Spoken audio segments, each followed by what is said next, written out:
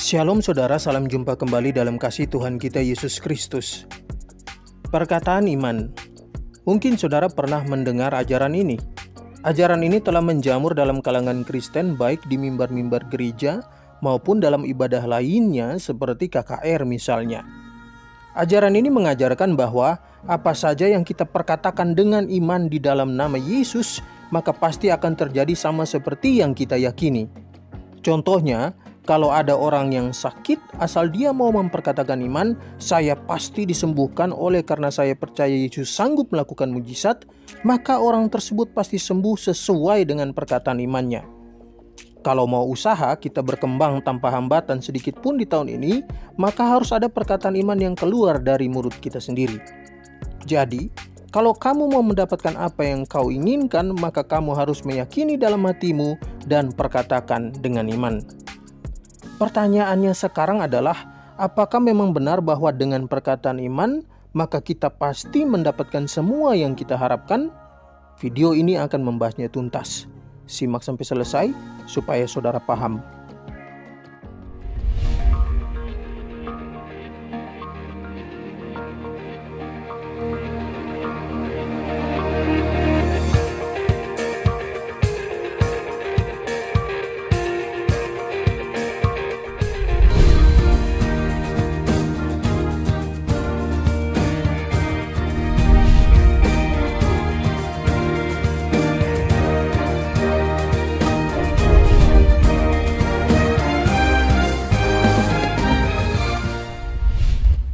Saudara-saudara, beberapa ayat ini sering digunakan sebagai dasar ajaran perkataan iman. Yang pertama Matius 7 ayat 7-11. Mintalah, maka akan diberikan kepadamu. Carilah, maka kamu akan mendapat. Ketoklah, maka pintu akan dibukakan bagimu. Karena setiap orang yang meminta, menerima. Dan setiap orang yang mencari, mendapat. Dan setiap orang yang mengetok, baginya pintu dibukakan. Adakah seorang daripadamu yang memberi batu kepada anaknya jika ia meminta roti? Atau memberi ular jika ia meminta ikan? Dan jika kamu yang jahat tahu memberi pemberian yang baik kepada anak-anakmu, apalagi Bapamu yang di surga, ia akan memberikan yang baik kepada mereka yang meminta kepadanya.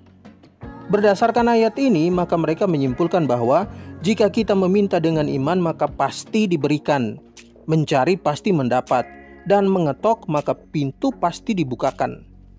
Tapi saudara, benarkah tafsir seperti ini? Sekarang perhatikan penjelasannya.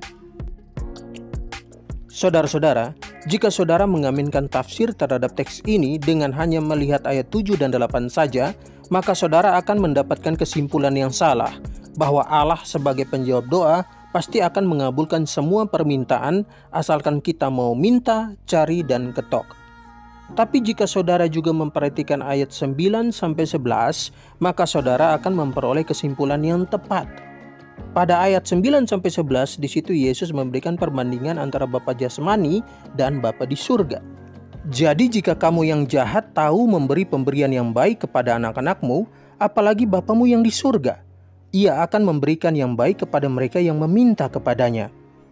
Apa yang dimaksud dengan ia akan memberikan yang baik pada ayat 11? Maksudnya adalah bahwa Allah akan memberikan yang baik menurut pandangannya kepada yang meminta kepadanya. Sama seperti Bapa jasmani memberi yang baik menurut pandangannya dan bukan yang baik menurut pandangan anaknya. Jadi meminta pasti diberikan, mencari pasti mendapat, dan mengetok pasti pintu akan dibukakan jika apa yang kau minta, cari, ketok adalah apa yang baik bagi dirimu menurut pandangan Allah. Saudara-saudara, terkadang apa yang kita pandang baik itu berbeda dengan pandangan Allah terhadap sesuatu yang kita inginkan. Bisa saja yang kita pandang baik itu ternyata tidak baik menurut pandangan Allah. Dan hal ini nampak pada kasus Paulus. 2 Korintus 12 ayat 7-8. Dan supaya aku jangan meninggikan diri karena penyataan-penyataan yang luar biasa itu, maka aku diberi suatu duri di dalam dagingku, yaitu seorang utusan iblis untuk mengoncoh aku, supaya aku jangan meninggikan diri. Tentang hal itu, aku sudah 3 kali berseru kepada Tuhan, supaya utusan iblis itu mundur daripadaku. Saudara-saudara, kita tidak dapat memastikan apa yang dimaksudkan oleh Paulus tentang duri dalam daging. Apakah itu suatu masalah, pencobaan yang berat, atau ini adalah suatu rasa sakit jasmani, penyakit, atau mungkin juga ini adalah penghinaan yang dilontarkan kepadanya oleh rasul-rasul palsu dan perlawanan mereka terhadap dirinya. Apapun makna sebenarnya dari duri dalam daging, yang pasti bahwa Paulus sedang menghadapi pergumulan yang cukup berat. Dan untuk pergumulan yang cukup berat ini, Paulus telah berdoa sebanyak 3 kali agar utusan iblis mundur daripadanya. Tapi apa jawab Tuhan terhadap permohonan Paulus ini? Ayat berikut memberi keterangan buat kita. 2 Korintus 12 ayat 9. Tetapi jawab Tuhan kepadaku, cukuplah kasih karuniaku bagimu, sebab justru dalam kelemahanlah kuasaku menjadi sempurna. Sebab itu terlebih suka aku bermegah atas kelemahanku, supaya kuasa Kristus turun menaungi aku. Kata cukuplah pada ayat ini membuktikan bahwa permohonan Paulus tidak dikabulkan. Ini artinya bahwa apa yang dipandang baik menurut Paulus belum tentu baik juga menurut pandangan Allah sebagai penjawab doa. Pada kasus ini, yang baik menurut pandangan Allah adalah bahwa utusan iblis tidak dibuat mundur oleh Allah agar Paulus tidak menjadi sombong dengan penyataan-penyataan yang luar biasa, dan karena dalam kelemahanlah kuasa Allah menjadi sempurna dalam hidup Paulus. Jadi, selagi apa yang kamu harapkan itu tidak baik menurut pandangan Allah, maka kamu tidak akan diberikan apa yang kamu minta, tidak akan mendapatkan apa yang kamu cari, dan pintu akan tetap tertutup meskipun kamu terus mengetok. Ayat yang kedua, Markus pasal 11 ayat 20-24. Pagi-pagi ketika Yesus dan murid-muridnya lewat, mereka melihat pohon ara tadi sudah kering sampai ke akar-akarnya. Maka teringatlah Petrus akan apa yang telah terjadi. Lalu ia berkata kepada Yesus, Rabi, lihatlah, pohon ara yang kau kutuk itu sudah kering. Yesus menjawab mereka, percayalah kepada Allah. Aku berkata kepadamu, sesungguhnya barang siapa berkata kepada gunung ini beranjaklah dan tercampaklah ke dalam laut, asal tidak bimbang hatinya, tetapi percaya bahwa apa yang dikatakannya itu akan terjadi, maka hal itu akan terjadi baginya. Karena itu aku berkata kepadamu, apa saja yang kamu minta dan doakan, percayalah bahwa kamu telah menerimanya, maka hal itu akan diberikan kepadamu. Saudara-saudara, biasanya para pengajar ajaran sesat perkataan iman menggunakan ayat 23-24 sebagai dasar pandangan mereka, bahwa apa saja yang kita doakan, percaya bahwa kita telah menerimanya, maka kita pasti akan menerimanya. Nah, disinilah letak kesalahan para pengajar sesat ini. Sebenarnya mereka tidak memahami bahwa dalam menafsirkan ayat kita tidak boleh hanya berpegang pada satu ayat tanpa melihat ayat lain yang juga bicara tentang topik yang sama. Dalam Markus 11 ayat 20-24 ini, kita dapat melihat bahwa dalam hal pengabulan doa, kita harus berdoa dengan iman dan tanpa kebimbangan. Maka kita pasti akan mendapat apa yang kita doakan. Namun bicara tentang pengabulan doa, kita juga perlu melihat ayat lain yang juga bicara hal yang sama. Sekarang perhatikan ayat berikut ini.